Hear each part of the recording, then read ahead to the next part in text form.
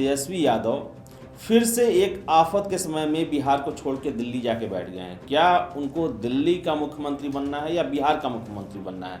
क्यों हमेशा वो दिल्ली रहते हैं? अरे आपके सगे बड़े भाई तेज प्रताप, जिनको आज के समय में पार्टी कुछ समझती ही नहीं है, वो लगातार सदर अस्पतालों का दौरा कर रहे थे। आधा बिहार घूम गए थे और उनके जाने से प्रभाव पड़ रहा था। जो अस्पताल का प्रशासन था वो अलर्ट रह रहा था कि पूर्व स्वास्थ्य मंत्री आ रहे हैं, तेज प्रताप आ रहे हैं, तो आपसे तो ज्यादा एक्टिव वो हैं। चिराग पासवान अगर दिल्ली रहते हैं तो लॉजिकली समझ में आता है कि वे सांसद हैं, उनका बहुत अधिक काम जो है वो दिल्ली में रहता होगा। आप नेता प्रतिपक्ष जिस राज्य के हैं उस राज्य में आप गैर मौजूद रहते हैं। कोई बड़ा आपदा आए बिहार में, आप गैर मौजूद रहते हैं, आप उस समय वहां पर नहीं रहते हैं, मतलब बिहार में उपलब्ध नहीं रहते हैं। तो ऐसी स्थिति में आप क्या उम्मीद करिएगा कि यहाँ का लोग आपको वोट दे देगा? इसी बार नीतीश कुमार के खिलाफ वोटिंग हुआ है, आपके पक्ष में वोटिंग नहीं हुआ है। ये बात आपको समझना चाहिए। इसके पीछे श्रेय सिर्फ और सिर्फ एक युवा नेता को जाता है बिहार में, जिसका नाम चिराग पासवान है। हम लोग खबर इस पे खूब किए थे कि चिराग पासवान वोट कटवा ही सही, लेकिन अच्छी खासी वोट काट गए। इतना वोट काट गए कि शाहबाद के करीब 22 सीटों में 19 सीटों पर महागठबंधन की जीत हुई। तो ये गलतफहमी पहले तेजस्वी को अपने दिमाग से निकाल देना चाहिए कि उन्होंने नीतीश कुमार को तीसरे नंबर की पार्टी बना दी। तेजस्वी कभी नहीं बना पाएंगे अगर ये रवैया उनका रहा। नमस्कार, आप देख रहे हैं द इंडिया टॉप। मैं हूं आदेशपुरी। बिहार में शीतकालीन सत्र समाप्त हो गया और बताएं आपको, नवंबर में ही बिहार में लगभग 60 लोगों के आसपास मौत हो गई जहरीली शराब पीने से, और 65 लोग वैसे थे जिनका मोतियाबिंद का ऑपरेशन किया गया और उनकी आंखों की रोशनी चली गई। 15 के आंख तक निकालने पड़ गए। इन सब के बावजूद सरकार तो इस पर कोई ठोस जवाब देने के लिए तैयार नहीं है, लेकिन विपक्ष का जो काम होता है इन मुद्दों को सामने रखना होता है। लेकिन हमारे जो नेता प्रतिपक्ष हैं तेजस्वी यादव, कल शाम को ही खत्म हुआ बिहार विधानसभा का सत्र और शाम को ही दिल्ली रवाना हो गए। ऐसे में ओमिक्रॉन के भी आने की संभावनाएं जताई जा रही हैं। पूरा देश अलर्ट है। क्या प्रश्न उठने लगा है कि क्या तेजस्वी यादव फिर से एक आफत के समय में बिहार को छोड़ के दिल्ली जाके बैठ गए हैं? क्या उनको दिल्ली का मुख्यमंत्री बनना है या बिहार का मुख्यमंत्री बनना है? क्यों हमेशा वो दिल्ली रहते हैं? इसी मुद्दे पर चर्चा करेंगे हम उदित आर्यन के साथ। उदित, कल खत्म हुआ शीतकालीन सत्र और तेजस्वी जो हैं कल ही शाम को दिल्ली निकल गए। नेता प्रतिपक्ष हैं, मुख्यमंत्री का उम्मीदवार पार्टी करती है, एक तरह से खुद वो अपने आप को साबित करते हैं कि बिहार के मुख्यमंत्री वो बनेंगे। क्या इसी तरह जनता से टूट कर रहने से कोई मुख्यमंत्री बनता है?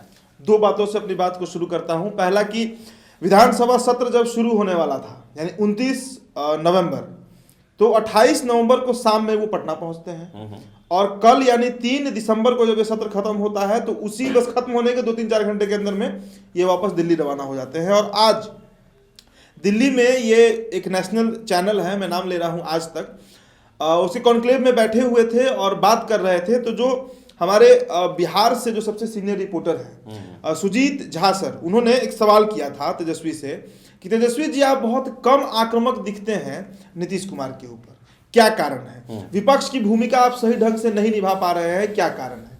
ये तमाम सवाल पूछा गया था सुजीत झा जी के द्वारा कि आखिरकार ऐसा क्यों हो रहा है। तेजस्वी ने इसका जवाब भी दिया कि हम इतने कम आक्रामक हैं, इसके बावजूद नीतीश कुमार को तीसरे नंबर की पार्टी बना दिए। अब देखिए, सबसे पहले तो तेजस्वी यादव को ये मिसकंसेप्शन अपने दिमाग से निकाल देना चाहिए। ये जो गलत फहमी उनके दिमाग में बैठी हुई है कि उन्होंने नीतीश कुमार को तीसरे नंबर की पार्टी बना दिया, ये सरासर गलत है। इसका क्रेडिट हम लोग लगातार, और जो लोग भी बिहार की राजनीति को समझते हैं, वो शुरू से डे 1 से, जिस दिन परिणाम आया था 2020 विधानसभा चुनाव का, उस दिन से हम ये बात कह रहे हैं कि इसके पीछे श्रेय सिर्फ और सिर्फ एक युवा नेता को जाता है बिहार में, जिसका नाम चिराग पासवान है। हम लोग खबर इस पे खूब किए थे कि चिराग पासवान वोट कटवा ही सही, लेकिन अच्छी खासी वोट काट गए। इतना वोट काट गए कि शाहबाद के करीब 22 सीटों में 19 सीटों पर महागठबंधन की जीत हुई। दिनारा का बात करें, राजेंद्र सिंह, पालीगंज की बात करें, उषा विद्यार्थी, बहुत ऐसे सीट रहे थे जहां पर सीधा महागठबंधन को फायदा चिराग पासवान ने पहुंचाया था। रणनीति चाहे जो हो, चाहे बीजेपी को फायदा पहुंचाना हो या जो भी कारण हो, तो ये गलतफहमी पहले तेजस्वी को अपने दिमाग से निकाल देना चाहिए कि उन्होंने नीतीश कुमार को तीसरे नंबर की पार्टी बना दी। तेजस्वी कभी नहीं बना पाएंगे अगर ये रवैया उनका रहा।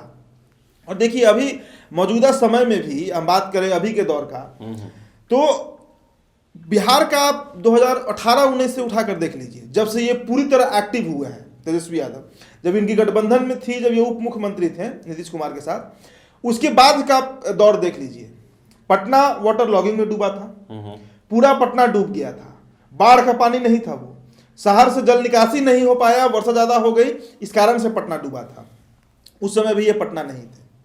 आप कोविड का पहला देख लीजिए, कोविड का दूसरा देख लीजिए, दोनों देख लीजिए, उस समय भी ये बिहार नहीं थे।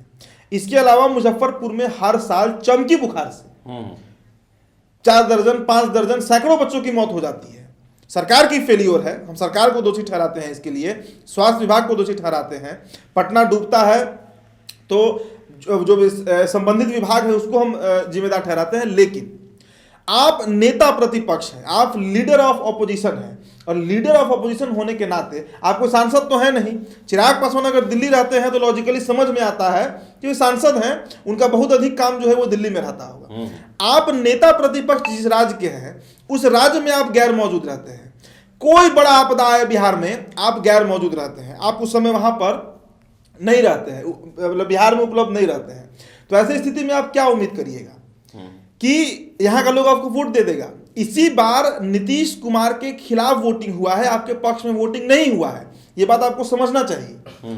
और आप देखिए 2020 के विधानसभा चुनाव के बाद से सबसे पहला प्रकरण कोविड का सेकंड वेव, जो दूसरा लहर कोविड का आया था, उसमें तेजस्वी यादव कहाँ थे? डेली ट्वीट कर रहे थे, ये अस्पताल की स्थिति बहुत खराब है, ये अस्पताल की स्थिति बहुत खराब है, इतने लोग कोविड से मर गए, तो रेमडेसिविर नहीं है, ऑक्सीजन सिलेंडर नहीं है। अरे भाई, इतना बड़ा दल है आपका, आपको चाहिए था कि आप बिहार में बजाते रहते और लोगों को अपना सेवा देते। इतने करोड़ों लोग आपसे जुड़े हुए हैं, 13 करोड़ की आबादी में करोड़ लोग तो आपसे जरूर जुड़े होंगे। आप चाहते तो अपने कार्यकर्ताओं के बदौलत 75 विधायक है आपके पास, और कुल संख्या आप लोगों की 130 है, सभी लोग काम कर सकते थे।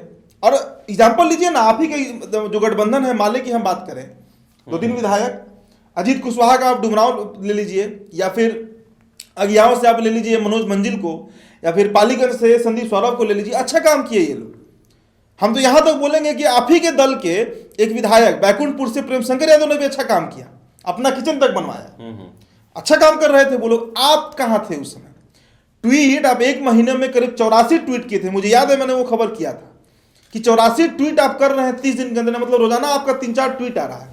अरे आपके सगे बड़े भाई तेज प्रताप, जिनको आज के समय में पार्टी कुछ समझती ही नहीं है, वो लगातार सदर अस्पतालों का दौरा कर रहे थे, आधा बिहार घूम गए थे, और उनके जाने से प्रभाव पड़ रहा था। जो अस्पताल का प्रशासन था वो अलर्ट रह रहा था कि पूर्व स्वास्थ्य मंत्री आ रहे हैं, तेज प्रताप आ रहे हैं, तो आपसे तो ज्यादा एक्टिव वो हैं। और कल विधानसभा सत्र खत्म होता है और फिर आप गायब हो जाते हैं, तो क्या कहा जाएगा इसको? आप पहले तय कर लीजिए। देखिए जेडीयू के नेता लोग आपके मजाक भी उड़ाते हैं आपका कि थकान मिटाने गए हैं। इशारा कहाँ है हम भी समझ रहे हैं, हमारे दर्शक भी समझ रहे हैं कि कहाँ इशारा है। आप थकान मिटाने जाते हैं कि क्या करने जाते हैं, वो बिहार के लोगों के लिए मायने नहीं रखता। मायने ये रखता है कि अभी मुजफ्फरपुर में 65 लोगों की आंख की रोशनी चली गई। आपको चाहिए था कि इस सत्र खत्म हुआ, सबसे पहले अपने गाड़ी के स्टार्टिंग आपको मोड़ना चाहिए था मुजफ्फरपुर की तरफ, जाते उन परिवारों से मिलते। आज खबर आया है कि जिस अस्पताल में ये सब हुआ है वो रजिस्टर्ड तक नहीं था, डॉक्टर का कोई अता पता नहीं था, प्रैक्टिशनर था कि वो क्या था। आप जाते और वहां पर सड़क पर बैठ जाते। अरे आपके पिताजी अगर होते लालू प्रसाद यादव, तब देखते कि वो क्या करते हुए, कितना बवाल मचा देते बिहार में। इसके पहले 60-65 लोग मारा जहरीली शराब से, खाली ट्वीट, खाली बयान। आप क्यों नहीं गए वहां पर? चिराग पासवान पहुंच गया वहां पर, चिराग पासवान वहां पर पहुंच जाता है, आप गायब रहते हैं। तो आप खुद तय कर लीजिए। अब आप अपना पूरा देखिए, पिछले 2-3 साल में आप क्या कर रहे हैं बिहार के साथ। बिहार को आप सिर्फ ट्विटर के माध्यम से दुनिया तक पहुंचा रहे हैं। लीडर ऑफ अपोजिशन होने के नाते आपने क्या किया, सरकार को कितना घेरा। आप कभी हुआ है कि कभी चले गए हों कोई सरकारी स्कूल में? गोपालगंज आपका गृह जिला है, या राघोपुर आपका विधानसभा क्षेत्र है, वैशाली जिला में पड़ता है। आप जाते वहां पर कोई स्कूल में चले जाते और स्कूल को दिखाते। आप सोशल मीडिया पे लाइव करना खूब आपको अच्छा लगता है तो वहीं से लाइव कर देते, ताकि नीतीश कुमार को दृश्य दिखता बिहार का कि यही शिक्षा व्यवस्था है बिहार की। आप कब किए हैं ये सब? सिर्फ पेपर कटिंग, सिर्फ खबर का लिंक डाल देना है ट्विटर पर, पोस्ट कर देना है क्या, और प्रेस कॉन्फ्रेंस कर देना है। इससे आप क्या उम्मीद लगा रहे हैं? आप ही बताइए आदेश जी, आपसे भी एक सवाल हम करते हैं। बीजेपी और नीतीश कुमार जब ये लोग विपक्ष में था 2005 के पहले, जितना ये लोग प्रदर्शन करता था उसी का फल न मिला कि सरकार में आ गए। आपको लगता है कि इस रवैये से कभी तेजस्वी यादव सत्ता में आ पाएंगे? देखिए, सबसे पहले तो लोगों के पास कांटेक्ट इनको बनाना पड़ेगा, और चुनाव के समय केवल निकलते हैं, चुनाव के समय जाते हैं, और इन्हें देखना चाहिए कि युवा जो इन पर विश्वास इतना कर रहा है, इनका जो जन समर्थन मिल रहा है, उसको अस्थायी बना के रखना होता है। और राजनीतिक दल का यही काम होता है कि वो जो भी सरकार की जो गलत योजना है या खामी है उसको सरकार को तो बताएं ही, जनता को भी अवेयर करते रहे और जनता के प्रॉब्लम को सरकार के सामने लाएं। लेकिन जो opposition of leader of opposition है तेजस्वी यादव, वो दिल्ली रहते हैं या पटना भी आते हैं तो लोगों से मिलते नहीं है, मिलते हैं तो बहुत इतना कड़ा उनका प्रोटोकॉल है कि साधारण लोग उनसे मिल नहीं पाता है। जो निडी है, जो जरूरतमंद है, वो मिल नहीं पाता है। और इतना तो ये जो है ये इन्हें बदलना पड़ेगा। बिल्कुल। बिहार के जिलों में इनको भ्रमण करना पड़ेगा, घूमना पड़ेगा, तभी लोग जन समर्थन आपको करेंगे। नहीं तो आप तो चलिए लालू यादव का जो इतना किया हुआ है, बनाया हुआ भूमि है, उसके चलते आपको इतना सीट भी मिल जा रहा है। लेकिन आपको ये सोचना चाहिए कि आपको पूरा जिंदगी अभी राजनीति करना है, तो उसके लिए आपको अभी ही मेहनत करना पड़ेगा। ये सोचेंगे कि हम सीएम बन जाएंगे उसके बाद हम अपना काम करेंगे, ये सोचना गलत है। क्योंकि जनता जो है पहले से आपके तत्परता को देखती है, ये देखती है कि ये आदमी कितना सिंसियर है, कब हमसे मिलने आता है, कब इलाकों में घूमता है, तभी आपको वोट करती है। तो ये जो इनका जो कार्य प्रणाली है, ये बहुत इनके नज़दीकियों को भी नहीं पसंद आता है। बिल्कुल। बहुत सारे जो इनके नज़दीकी हैं उनका भी कहना है कि तेजस्वी से मिलना बहुत बड़ा मुश्किल काम है, और ये जो है सही नहीं है। अब इनके नज़दीकी को हटाइए ना, इनके बड़े भाई को लीजिए ना। तेज प्रताप का पूरा खिलाफत क्यों है? इसी बात को लेकर ना है कि उन्होंने देखा है अपने पिता के काल को, उन्होंने लालू प्रसाद यादव के उस काल को देखा है जब सीएम हाउस खुला होता था। बगियानी में बैठकर, गौशाला में बैठकर लालू यादव जनसभा लगा दिया करते थे। डीएम, एसपी, कलेक्टर से लेकर जो दूर दराज गांव से भी कोई पहुंचता था, आधा किलो दही लेकर भी कोई पहुंच जाता था, तो उसे लालू प्रसाद यादव बोलते थे कि इसको अंदर रखो, समस्या सुनते थे उसका। वो कल्चर तेज प्रताप देखे हैं, वो कल्चर राजद के सभी वरिष्ठ नेता देखे हैं, चाहे वो अब्दुल बारी सिद्दीकी हो, जगदानंद सिंह हो, शिवानंद तिवारी हो, जो भी ओल्डर पॉलिटिशियंस हैं आरजेडी के, उन्होंने देखा है उस दौर को। वो दौर अब आरजेडी में खत्म हो गया। ठीक है, आप मुख्यमंत्री नहीं है, लेकिन 75 विधायक है आपके पास, आप बिहार की सबसे बड़ी पार्टी है, आप नेता प्रतिपक्ष हैं, आपको चाहिए सीधा, एकदम सीधा जनसंवाद करना, लोगों से डायरेक्ट आपको कनेक्शन होना चाहिए। उसमें तेजस्वी को 100 में 0 अंक दिया। देखिए, नीतीश कुमार जो है मुख्यमंत्री रहते हुए भी वो कितनी यात्रा पर निकले हैं, विकास यात्रा, धन्यवाद यात्रा, न्याय यात्रा, समीक्षा यात्रा, अभी 15 तारीख से यात्रा पर निकलने वाले हैं वो, शराबबंदी और बिहार में विकास की योजनाओं की असलियत को देखने के लिए, जमीन धरातल पर देखने के लिए। तो ये जो जनसंवाद और यात्रा जो है वो राजनीतिक दल के लिए काफ़ी ज़रूरी होता है, और ऐसा तेजस्वी यादव को करते हुए नहीं देखा जाता है। चुनाव के समय बहुत एक्टिव रहेंगे, बहुत एग्रेसिव भाषण देंगे, लेकिन जनता जो एक बहुत बड़ा वर्ग जो है, जो आपका वोटर नहीं है, और वो ये भी है कि वो सिचुएशन के हिसाब से वोट करते हैं, वो आप में वो जुझारूपन नहीं देख पाते हैं जिसके कारण आपको वो वोट दे।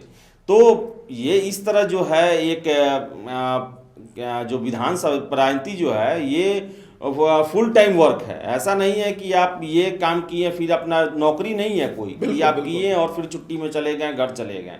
आपको फुल टाइम आपको अवेलेबल रहना पड़ेगा और लोगों के लिए काम करना पड़ेगा। और इस तरह जो है दिल्ली में जाकर रहना बेवजह, बिना किसी कारण के, वो यहाँ के लोगों को बहुत ज़्यादा अखरता है। बिल्कुल। देखिए, एक बात इसमें मैं जोड़ देता हूँ, हमारे कई कमेंट्स हम खूब पढ़ते हैं। एक बात आप ध्यान रखिए, जो भी हमारे व्यूवर्स हैं, अच्छा हमारा व्यूज जाता है और हम काफ़ी कमेंट्स भी आते हैं, हजारों की संख्या में लाइक्स कमेंट्स आते हैं, कमेंट हम पढ़ते हैं।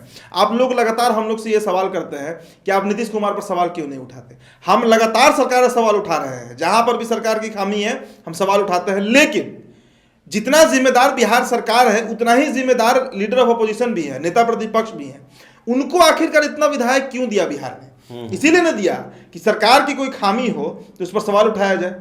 वो सबसे वोकल होना चाहिए था उनको, लेकिन जब वो चुप्पी साध लेते हैं, जब वो दिल्ली चले जाते हैं, जब वो ट्विटर पर खेल करने लगते हैं, तो हमें भी लगता है कि आखिरकार जनता की जुबान बनेगा तो कौन बनेगा। सत्ता पक्ष कभी भी जनता की जुबान नहीं बन सकता है। वो सरकार है, वो नीति बना रहा है, उसे लागू करवा रहा है एडमिनिस्ट्रेशन के द्वारा। तो आखिर जनता का वो आवाज कौन बनेगा? Who will be the voice of people of Bihar, ये सवाल होता है। और वहां पर सीधा एक व्यक्ति दिखता है, वो है नेता प्रतिपक्ष तेजस्वी यादव। इसलिए हम ये सवाल बार बार करते हैं कि आखिरकार वो चुप क्यों है, ये चुप्पी क्या कहती है। अभी 65 लोगों का आंख चला गया मुजफ्फरपुर में, सड़क जाम कर देना चाहिए था पूरे मुजफ्फरपुर का, हाईवे ब्लॉक कर देना चाहिए था, और तेजस्वी आराम से करवा सकते हैं। क्या आखिरकार सरकार को इस बात का जिम्मेदार कौन है, इसका ये भी तो सवाल है। 65 लोग, सबसे बड़ा प्रश्न यही है कि 50-60 आदमी उनके ही अनुसार शराब से मर गए, 65 आदमी क्या आंख का रोशनी चला गया। आखिर जिम्मेवार कौन है इसका? क्या वो 3 थानेदार जिसको सस्पेंड किया गया, या फिर से यहाँ मुजफ्फरपुर में जो अभी तक कोई कार्रवाई नहीं हो पाई है? तो ये जिम्मेदारी फिक्स करवाना जो है, ये अपोजिशन का ही काम रहता है कि वो दबाव डाले कि इसकी जांच हो, जिस स्तर की जांच हो, एसआईटी बने, पुलिस करे या सीबीआई करे, जांच हो, और जो भी लोग इस लापरवाही में शामिल हैं उनको दंडित किया जाए, मैसेज दिया जाए। वो कुछ तो हुआ नहीं, तो फिर कैसा विपक्षी है? और यही सवाल है जिसके साथ आपको हम छोड़ जाते हैं कि आखिरकार लीडर ऑफ अपोजिशन, नेता प्रतिपक्ष की क्या भूमिका होती है। क्या तेजस्वी ये समझ पा रहे हैं? क्या तेजस्वी इस पद पर खड़े उतर पा रहे हैं? क्या बिहार की जनता से वो जुड़ पा रहे हैं? और क्या वो सीधा संवाद जनता से कर पा रहे हैं जैसे लालू प्रसाद यादव क्या करते थे? आपकी क्या प्रतिक्रिया है, हमें जरूर बताइएगा। आप अंत तक जुड़े रहे, इसके लिए बहुत बहुत धन्यवाद।